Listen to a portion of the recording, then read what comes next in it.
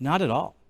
With the way many CRMs and many databases are today, we can send a personalized message that addresses the person by name, addresses their product, their issue, their status within the production cycle, and they feel like that's been a one-off message. But that's just still half of it, because the other piece of that is the reply back. And the reply back is so critically important, because when your customers get this message and they see your brand, and by the way, why is this the best opportunity to brand? Because it's the best way of getting an open visual sign. The companies, the customers, they're seeing these messages. They're opening these text messages. They're reading these text messages, and they're replying back. And not only are they replying back, but they're replying back in a way that they can see it. They can send you the pictures.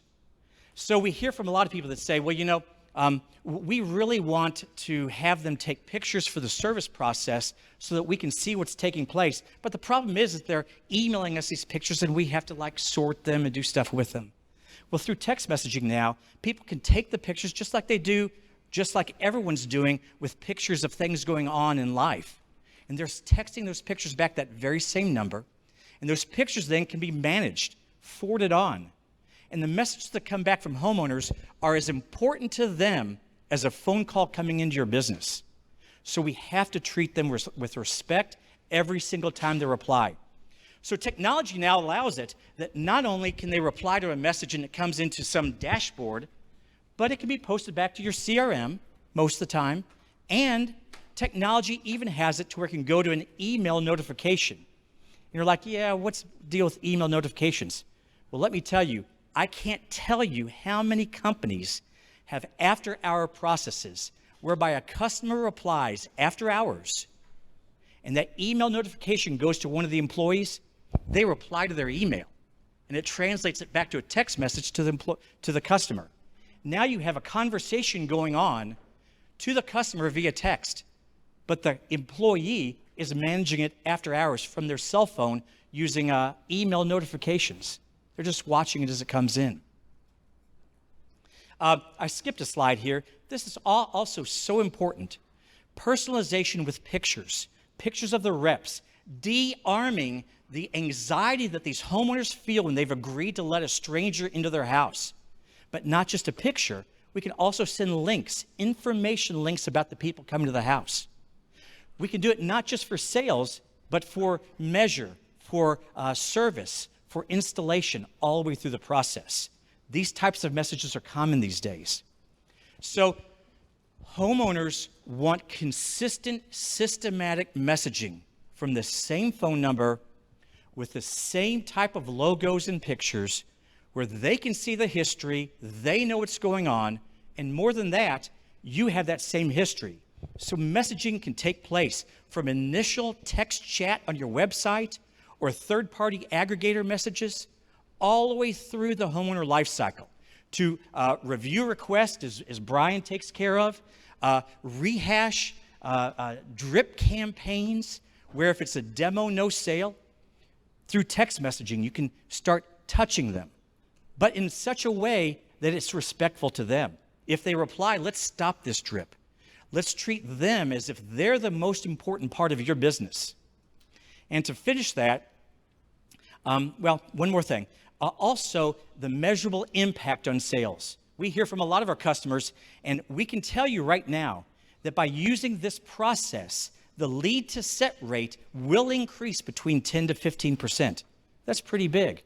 But you couple that on top of the confirmation to demo rate increasing 10 to 15%, and that's a significant increase that we're hearing from many, many of our customers. Now, we can't help the demo to sale rate. That's up to you all. But we can disarm that homeowner to make them more welcoming of it. But as I just was saying just a second ago, we feel like that your customers are the most important part of your cycle, the most important part of your business. So we want to help you treat them like they're that valuable to you. Subsequently, we feel the very same way about you. And our mission statement is that we want to be able to listen with curiosity, speak with honesty, and act with integrity with everything we do. And we know that too many people today are trying to rush through home improvement and we don't want to hear what you want. We want to show you what we have. Let's sell you our products without really hearing what you really need. These customers are people. They want to hear what you need. They want to tell you what they need. They want you to hear them more than hear their words, but hear what they're talking about. So we want to help you do that through consistent messaging, through text messaging, and we want to be the same way to you as well. Thank you, guys.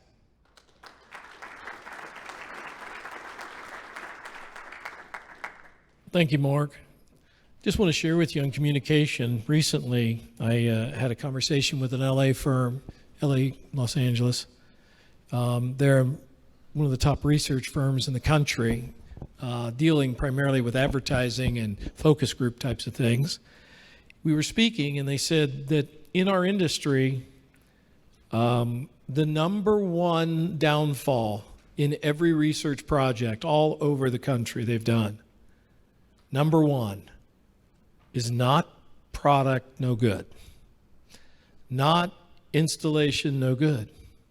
Somebody tell me what their number one downfall in the customer's mind after the sale. Communication, over and over. And 2 weeks ago, in a 2-hour review of a project, consultation project, again, they said, this is what we find. People are begging for clear, concise, honest communication, consistent communication, of course.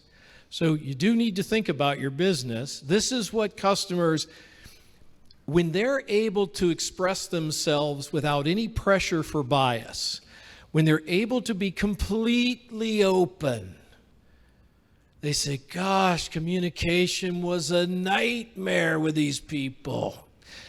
And let me tell you, as a result of that, what the underlying factor was. It's one of the largest companies of its kind that does what it does.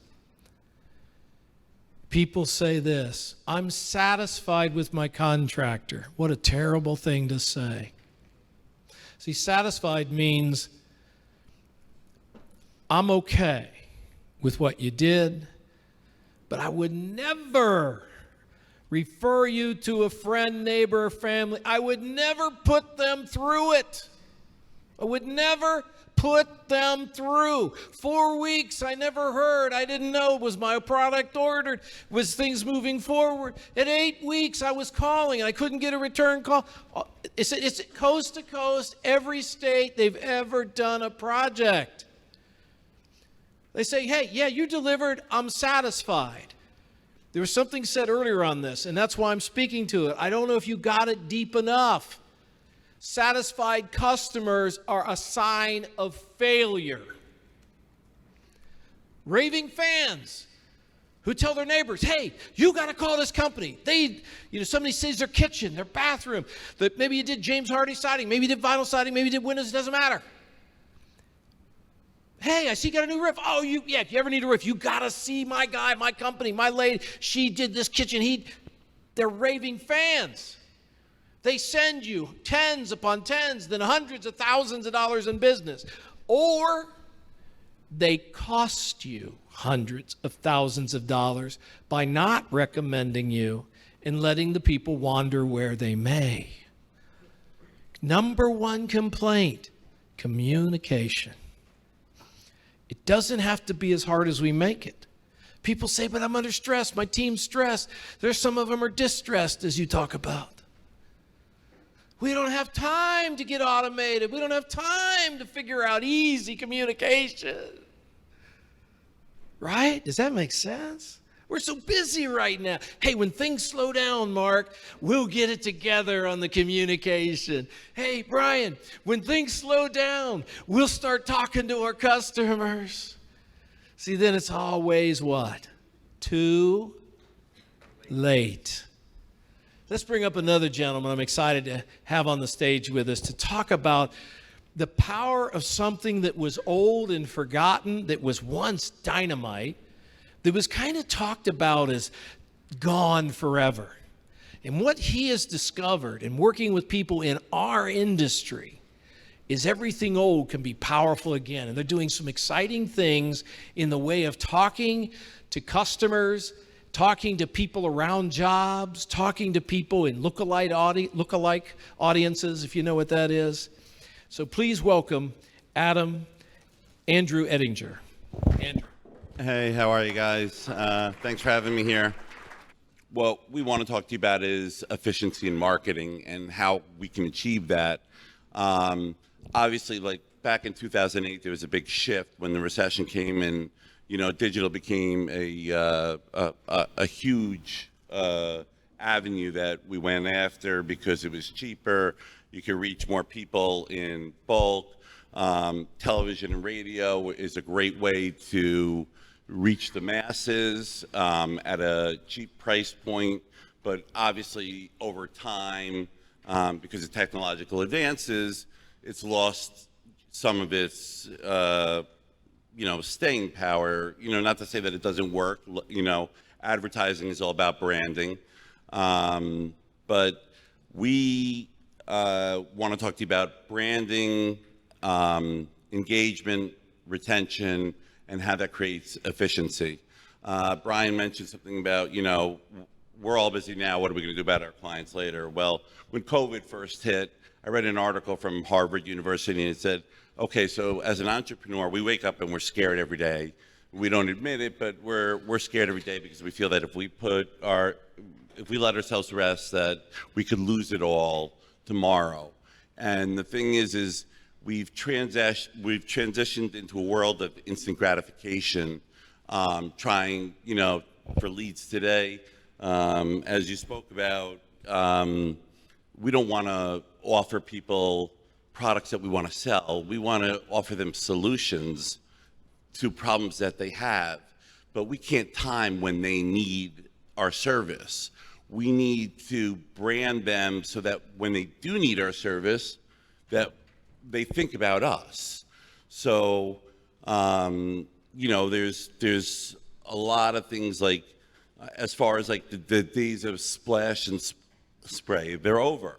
It's, you can now take a 2-year customer list and get all your prior clients, and you can get them put on a 3D heat map and get the append data to it, so you can see who your client is, what their bands are, how much they make, what their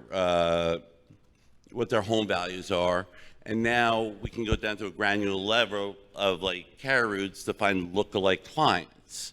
And what you're really doing is what direct mail allows you to do is it allows you to focus on frequency over reach. The higher numbers can come as you see your results.